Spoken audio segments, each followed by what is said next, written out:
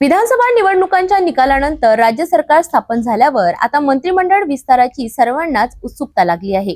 16 डिसेंबर पूर्वी आम्ही मंत्रिमंडळ विस्तार करू असे मुख्यमंत्री देवेंद्र फडणवीस यांनी यापूर्वी स्पष्ट केले होते। त्यानुसार महायुती सरकारचा मंत्रिमंडळ विस्तार शनिवारी होण्याची शक्यता असून राजभवनात शपथविधीच्या तयारीची लगबग सुरू असल्याचे वृत्त दिसते आहे। मात्र आता थेट नागपूरलाच महायुती सरकार मंत्र्यांचा शपथविधी होणार असल्याची माहिती सूत्रांनी दिली आहे। आमदारांची सोय व्हावी या उद्देशाने शनिवारऐवजी रविवारी मंत्रिमंडळ विस्तार होणार असल्याची माहिती आहे।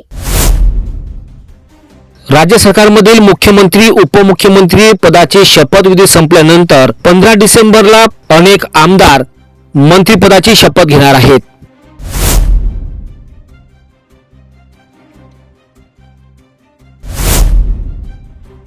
महायुतीमधील भाजपाचे चंद्रशेखर बावनकुळे, चंद्रकांत पाटील, सुधीर मुनगंटीवार, गिरीश महाजन, रवींद्र चव्हाण, प्रवीण दरेकर, मंगल प्रभात देवडा, बबनराव लोणीकर, पंकजा मुंडे, आशिष शेलार, संभाजी निलंगेकर, जयकुमार रावल, शिवेंद्र राजे भोसले, नितेश राणे, विजयकुमार गावित, देवयानी फरांदे किंवा राहुल आहेर, राहुल कुल, माधुरी मिसाळ, संजय कुटे, गोपीचंद पडळकर यांचा समावेश आहे।